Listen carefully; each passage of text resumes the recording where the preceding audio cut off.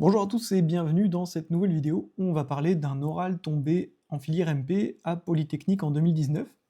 Donc c'est un oral qui va parler de connexité par arc et de réduction, donc c'est assez original de mettre ces deux thèmes dans un seul exercice, surtout aussi court. C'est accessible uniquement pour les MP puisque la connexité par arc est hors programme pour les psy et pour les PC. Donc on va lire ensemble l'énoncé.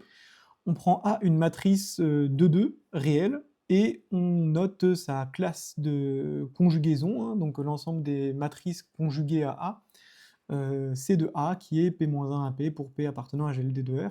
Et on veut montrer que A est diagonalisable si et seulement si sa classe de conjugaison est connexe par arc. Donc ça a priori complètement rien à voir, mais bon, apparemment, c'est équivalent. Donc n'hésitez pas à mettre la vidéo en pause et à chercher par vous-même avant que je passe aux indications, et je passe tout de suite aux indications. Alors j'en ai mis une pour le sens direct et une pour le sens indirect. Donc pour le sens direct, hein, il n'y a aucun des deux sens qui est facile là.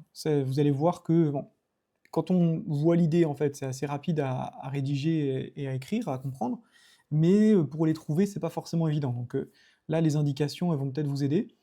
Donc, première chose, hein, c'est exprimer C2A comme l'image d'une fonction continue, d'accord?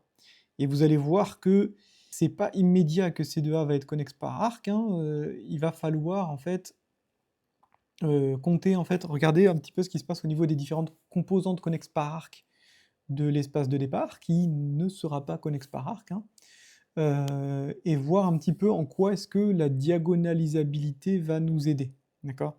Donc essayez de voir ce qui va se passer au niveau de matrices très très simples qui sont de déterminant 1 ou -1, d'accord? Essayez de voir ce qui va se passer, voir en quoi le fait qu'on ait une matrice diagonale dans la classe de conjugaison va nous aider. Voilà, donc essayez de voir ça un petit peu, hein, c'est des arguments qui sont assez fins, mais vous devriez être un petit peu plus armé pour les attaquer. Et donc pour le sens indirect, donc on va appuyez-vous sur cette matrice, hein, donc cette matrice avec un -1, enfin la matrice diagonale avec un -1 en haut à gauche et un 1 en bas, elle peut vous aider aussi pour la première, pour le sens direct.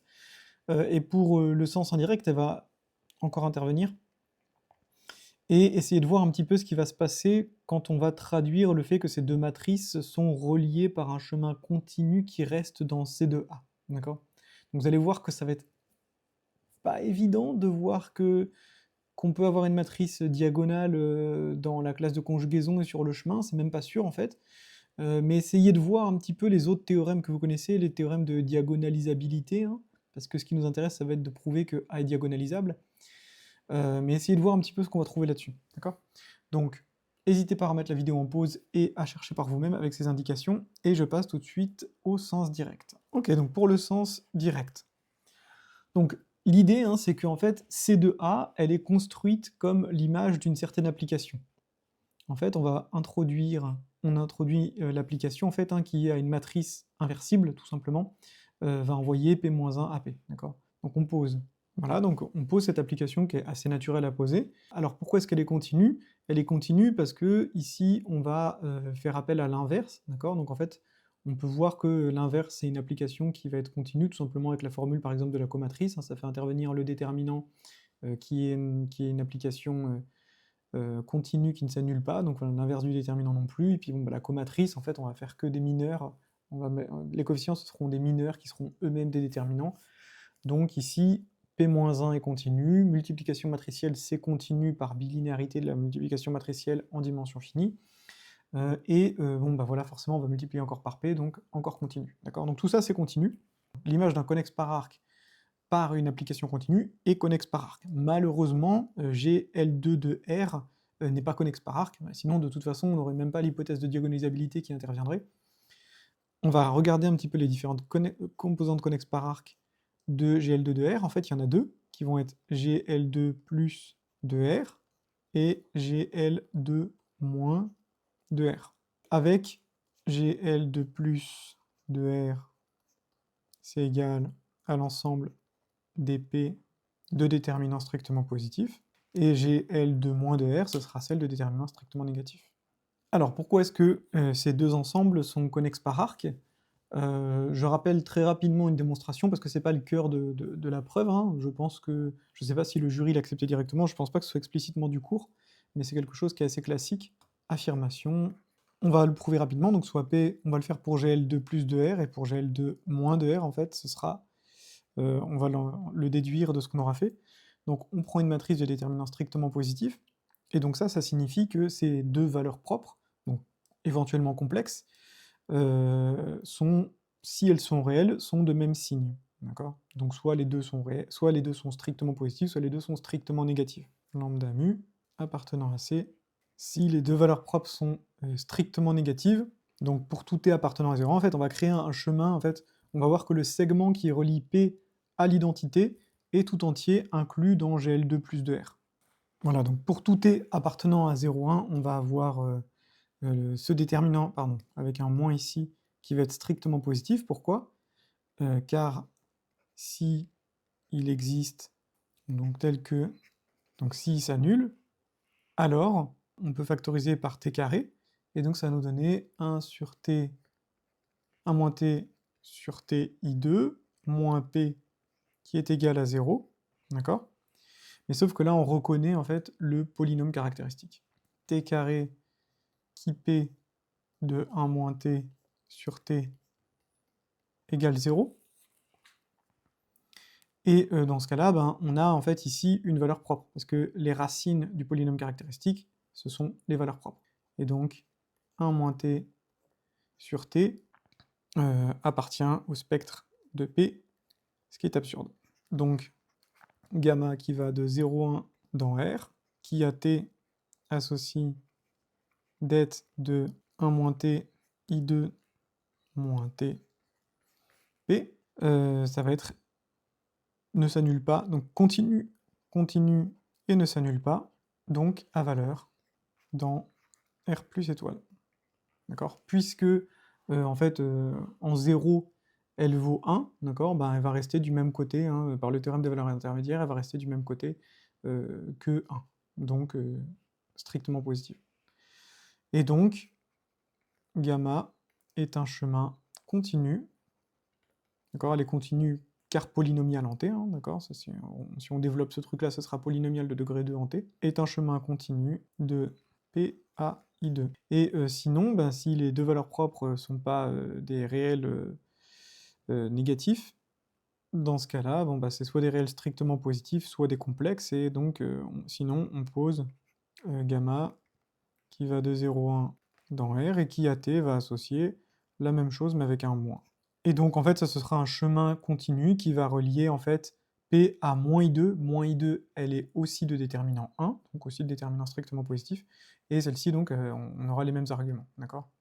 Donc ça nous dit que GL2 plus de R est connexe par arc, et par ailleurs, d'autre part, l'application qui va de GL2 plus de R dans GL2 moins de R, qui à P associe moins 1, 1, 0, 0, P, ça c'est une involution, d'accord? On multiplie à gauche par une matrice, hein, d'accord? Donc involution, donc bijection.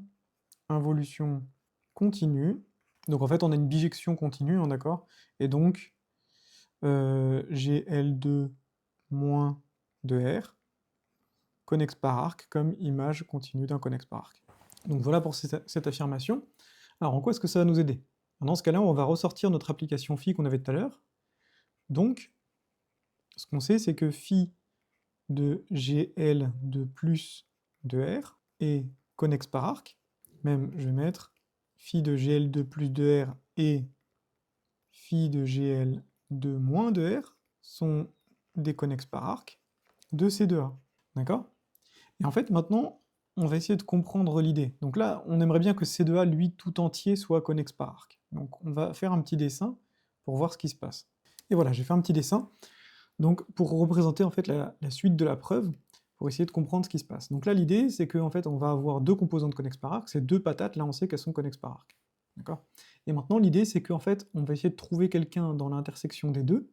Voilà, donc là, l'idée ensuite, c'est que quand on voudra relier deux matrices, en fait, de la classe de conjugaison, on pourra aller justement de notre matrice jusqu'à ce point d'intersection, d'accord? Ça, on sait que celle-ci, elle est connexe par arc, donc on pourra y aller. et ensuite repartir de ce point d'intersection et aller jusqu'à l'autre matrice qui nous intéresse. Donc là, en fait, en composant, en concaténant ces deux chemins, on aura bien un chemin qui va relier toutes les matrices en fait, de notre classe de conjugaison. Et ici, voilà. Alors bon, comment est-ce qu'on va faire? Il y a une hypothèse qu'on n'a toujours pas mise en place, hein, enfin qu'on n'a toujours pas exploitée, en fait, on l'a même pas écrit, mais on va dire soit A diagonalisable. Et vous allez voir qu'en fait, en traduisant ça, ça va être très très rapide. Alors, il existe P une matrice de 2, telle que P-1 à P s'écrit lambda mu 0, 0 pour certains lambda mu appartenant à R, d'accord, qui vont être les valeurs propres réelles de A, mais on s'en fiche un petit peu, hein, l'important c'est juste que ce soit diagonalisable, d'accord. Donc A est égal à P-1, P, A est égal à P lambda 0, 0 mu P-1. Et maintenant, on va introduire une nouvelle matrice, celle qui va nous sauver tout le temps, hein, qu'on a déjà en fait un petit peu utilisée. On pose J, qui va être la matrice -1, 0, 0, 1. Voilà, et donc son inverse, c'est elle-même. Hein. Elle est diagonale, donc son inverse, hein, ça va être l'inverse des coefficients sur toute la diagonale. Et maintenant, ce qu'on va remarquer, en fait, c'est que, donc on va avoir lambda 0, 0 mu, ça va être égal à phi de p. Et maintenant, qu'est-ce qui va se passer si on fait phi de pj?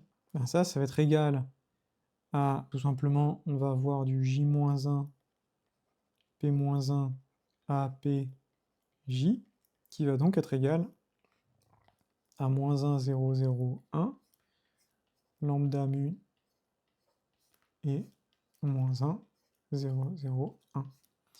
Et ce qui est bien, c'est que là, on a un produit de matrice diagonale, et donc, en fait, on peut faire les calculs coefficient par coefficient, donc ça va nous donner, ben, moins, ça va faire juste lambda, et ici, on va avoir mu. Et donc ça, en fait, ça va nous donner phi de p, c'est la même chose. Donc en fait, si p est dans GL2 plus de R, et ben en fait, PJ, elle va être dans GL2 moins de R, d'accord?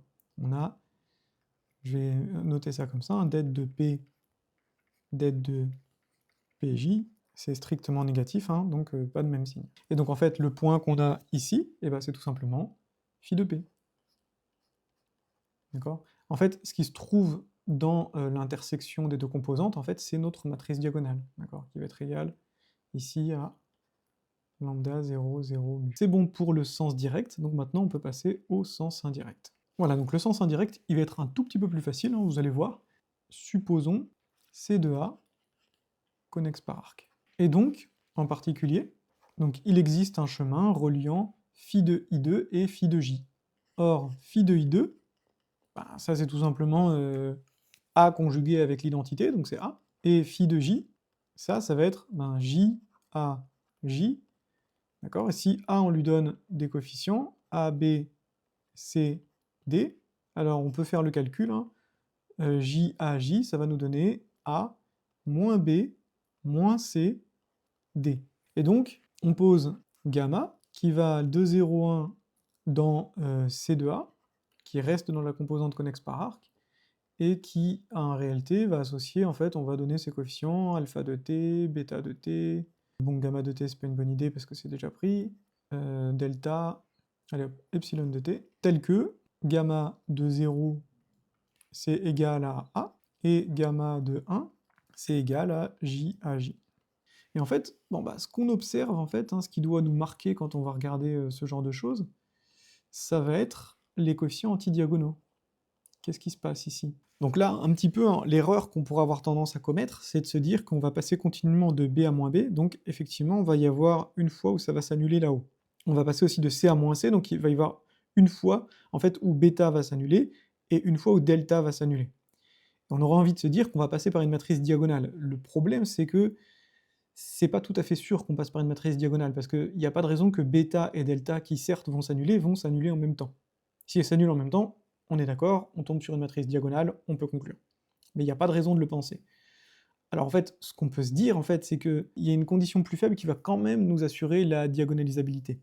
Parce que vous pouvez aussi vous dire, hein, si bêta s'annule et que, en ce point-là, si ça s'annule en T0 et que alpha de T0 et epsilon de T0 sont différents, dans ce cas-là, on aura des valeurs propres différentes, et donc on pourra conclure. Mais on n'est pas sûr, d'accord? Mais en fait, ce qu'on peut penser, en fait, c'est se poser la question, est-ce qu'on va passer par une matrice symétrique? Si on passe par une matrice symétrique réelle, dans ce cas-là, c'est le théorème spectral qui prend le relais, qui nous dit, bon, ok, notre matrice, elle est peut-être pas diagonale tout de suite, mais en fait, elle est diagonalisable, d'accord? Même en base orthonormée, mais peu importe. Et en fait, c'est ce qu'on va faire.